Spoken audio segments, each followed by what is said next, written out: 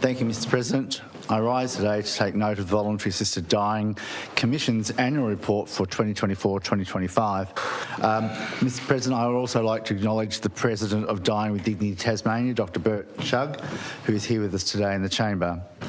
It is the third annual report, and I would like also acknowledge the Minister responsible for the Voluntary Assisted Dying, so welcome.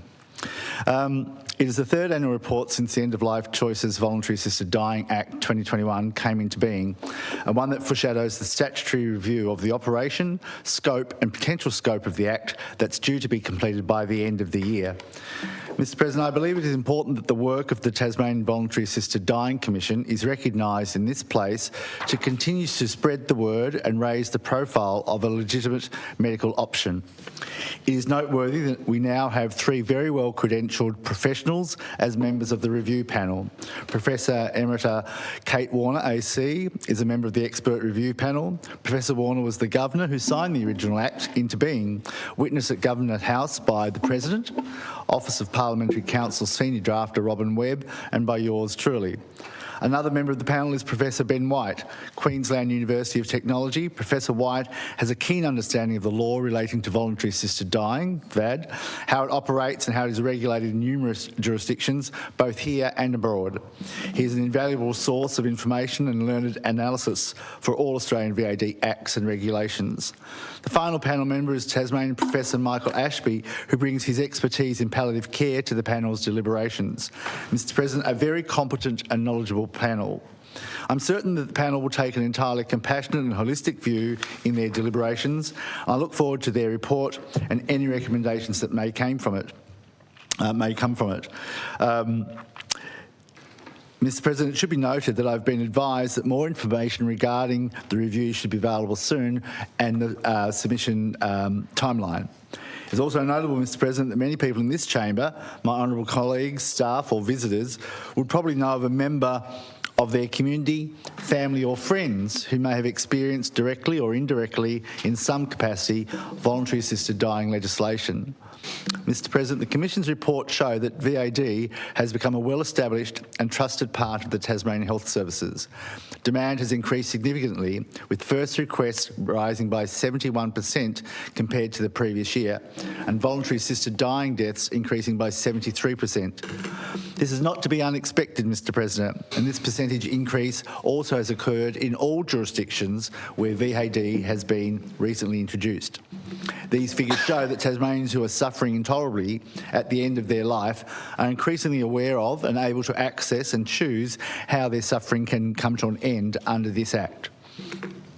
Mr. President, the report also records overwhelmingly positive feedback from families and loved ones.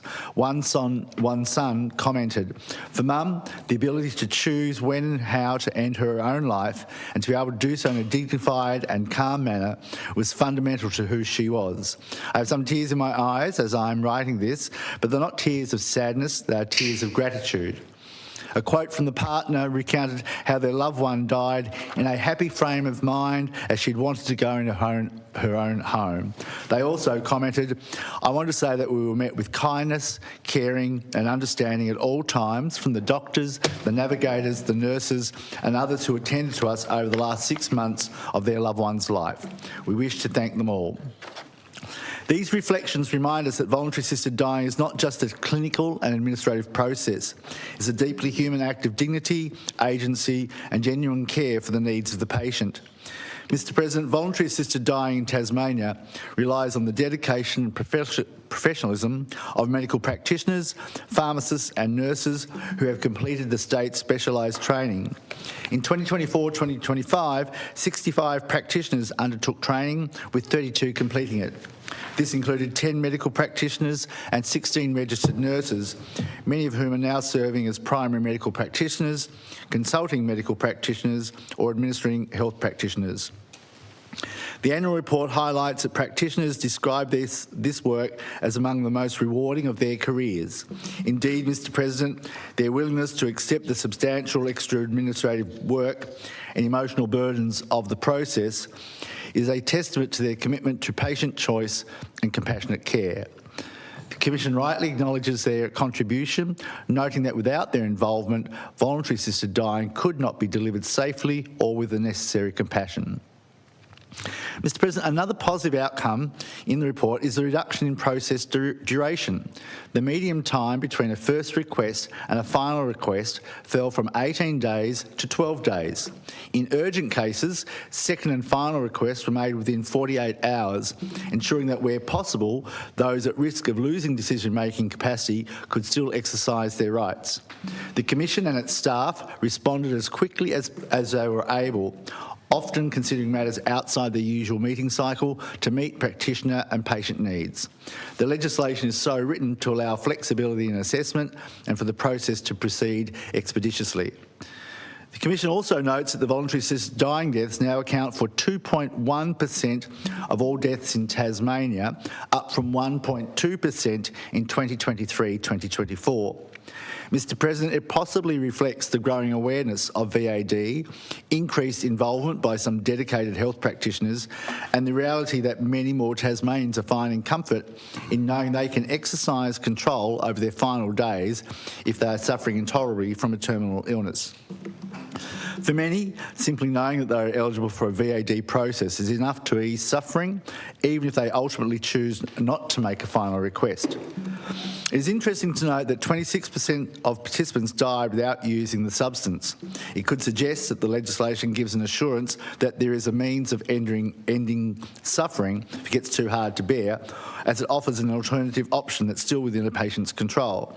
This comfort in eligibility, Mr. President, also assists the individual with their quality of life whilst coping with the issues associated with a terminal illness. However, within the 26% of truncated VAD processes acknowledged in the report, there may be patients who lost decision-making capacity before being able to make a final request. The report expressed the Commission's concern. Quote, "The Commission is nevertheless concerned about those participants who have wished to access VAD substance but who have ultimately not done so because they have died or lost decision-making capacity before they could complete the process. The point is well made, and no doubt the review panel can look more deeply into what might be termed the truncated 26% identified in the report. Decision-making capacity and prognosis time to death are two facets of VAD which will no doubt receive comment throughout the review panel process. Mr. President, whilst the report acknowledges what is working well, it also identifies ongoing challenges and sets out recommendations for the future, which is a good sign in a report. Chief among these is the growing workload on medical practitioners as the demand for VAD assessments increases. Regions such as the Tasman Peninsula and West Coast remain somewhat underserved, relying heavily on a small number of practitioners. The Commission urges greater recruitment and training of general practitioners statewide so that access is not determined by geography. Going hand in hand with the increasing demand for VAD in our community are concerns about the administrative burden placed on practitioners and their capacity to support VAD assessments. Medical practitioners have indicated that complex documentation and usability of approximately 18 separate PDF forms is a major challenge and issue, some parts of which are a huge bone of contention as they are complex and repetitive and could well inhibit participation in VAD services from some medical practitioners. It is imperative that the Commission decrease administrative duplication to provide support for the doctors to be involved. Whilst the Commission, and rightly so, defends the robustness of these processes, noting that they are essential to safeguard voluntariness and prevent misuse, it is a case where enhanced and duplicative legalese overrides practicalities of medical recording and information gathering. Nonetheless, the report recognised the need to streamline systems and reduce unnecessary barriers and has recommended the establishment of a VAD data management system to improve efficiency. A recommendation that now may be a moot point, given a recent government decision realising that a portal system is used in every other VAD legislation has obvious efficiencies. Mr. President, I would like to acknowledge the advocacy of the Honourable Leader and the Honourable Minister for Health, which I have been in regular contact with. when I raised the issue last year about the vital need for an online portal as an essential update to streamline the necessary administrative processes and data management, the Leader took the initiative to raise it immediately with the Minister for Health during one of our breaks. The Honourable Leader returned to us with news that the government had committed to establish a VAD administrative portal.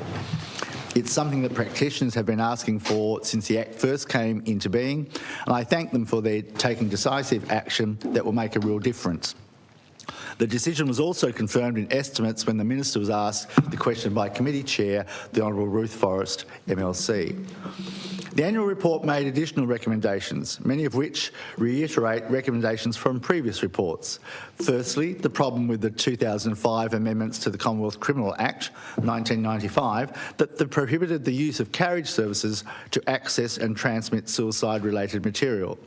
The stated intent of the amendment at the time was to target pro-suicide websites, internet chat rooms and online cyberbullying. However, since then, VAD has since become an established legal right in all states and the ACT. Opponents of VAD, despite most legislation stating that VAD is not suicide, have conflated the issue to prevent the use of telehealth for any part of the VAD process.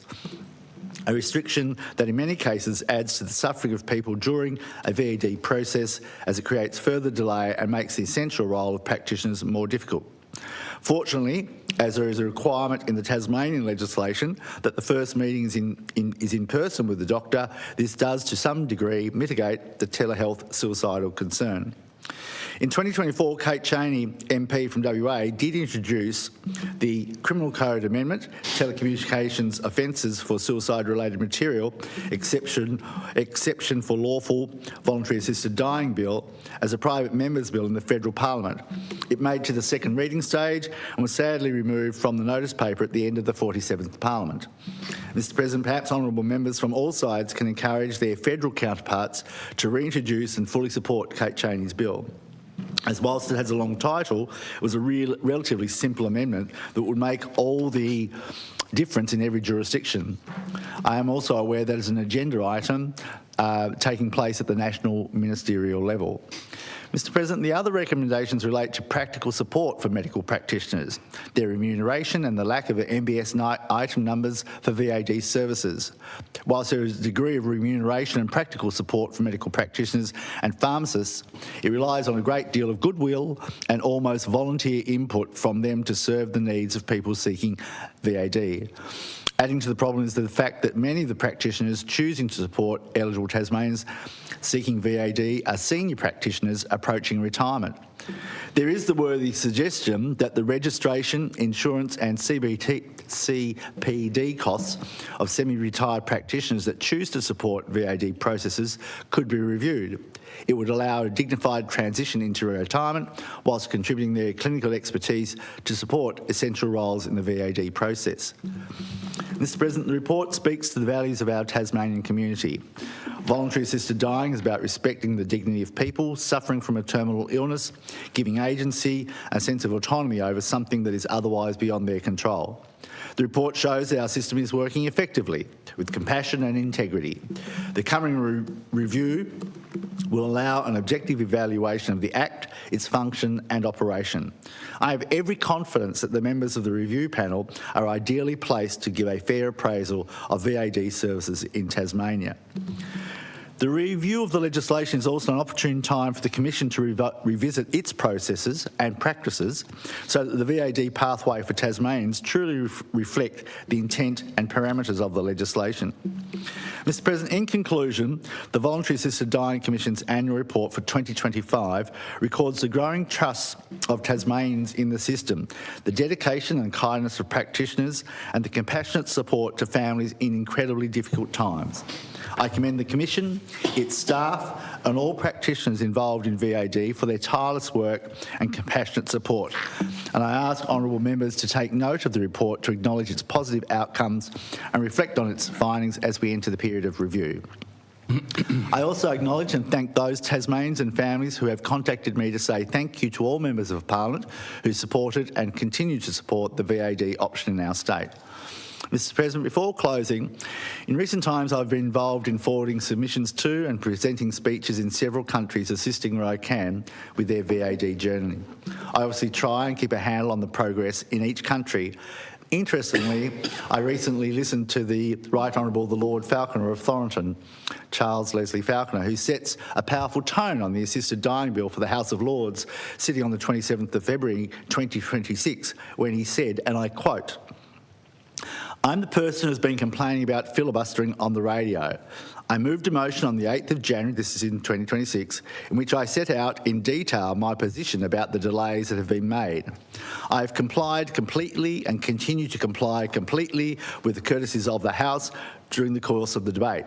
But that does not mean that I do not think the position is that we are taking an undue length of time in relation to it."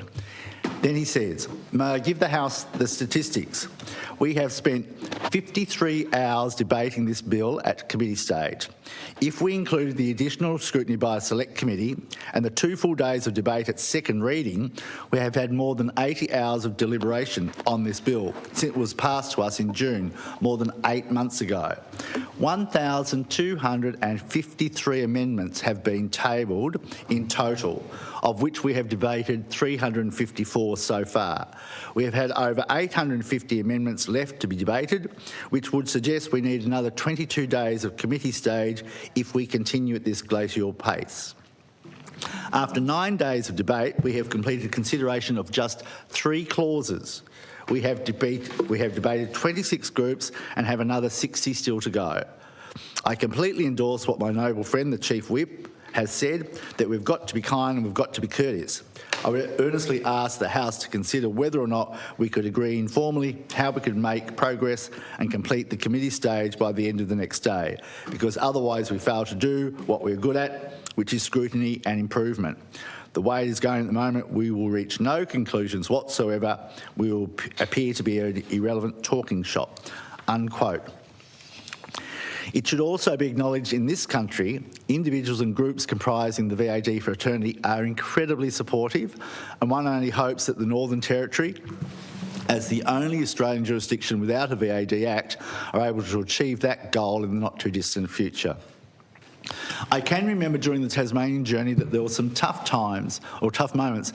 I tend to forget those now, Mr. President, but the wonderful support and encouragement received from organisations such as Dying with Dignity Tasmania, Go Gentle, Doctors for VAD, Nurses for VAD and Christians for Voluntary Assisted Dying cannot be underestimated. My international connections with Dignitas based in Switzerland and inspirational individuals in the Netherlands, Belgium, Canada and the United States were also an important sounding board and a source of strength and advice. Mr. President, I'm also pleased that in this place the Tasmanian End of Life Choices, or the Voluntary Assisted Dying Act, received unanimous support. Mr. President, worldwide, Tasmania is the only jurisdiction to have a Chamber of Parliament unanimously endorse an act such as this. Mr. President, I'm so grateful that we, in this place, have had that debate, scrutinised, improved and reached a conclusion, and now all eligible Tasmanians have the choice. Once again, I congratulate the Minister, the VAD Commission, health practitioners, pharmacists and the clinical services and VAD navigation teams for their outstanding and compassionate efforts. I do hope Tasmanians from all walks of life choose to be involved with the review and forward their submission to the panel when it's released. As we know, submissions of all sizes for inquiries from individuals and community groups do really help inform panel members about circumstances of concern, influencing possible recommendations. Mr. President, I move to take note of the report. Question is the report be noted.